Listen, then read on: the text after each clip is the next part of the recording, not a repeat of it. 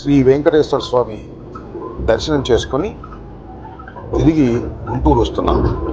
ఉదయాన్నే తిరుమల వెళ్ళి వెంకటేశ్వర స్వామి దర్శనాన్ని చేసుకున్న తర్వాత అందరం కలిసి అన్నప్రసాదశాలకు వెళ్ళాం.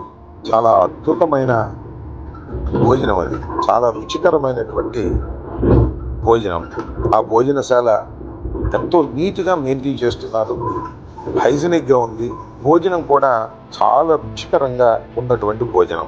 తిని చాలా తృప్తి పడ్డామని సందర్భంగా చెప్పదలుచుకున్నాను. రోజుకి కనీసం 90,000 మందికి అక్కడ భోజన సదుపాయాలు ఏర్పాటు చేస్తారు.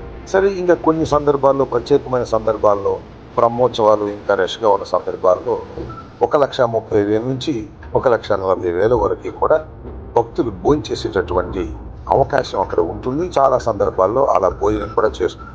రుచికరంగా భోజనం పెట్టడమే కాకుండా చాలా శుభ్రమైనటువంటి భోజనాన్ని పెడుతున్నారు.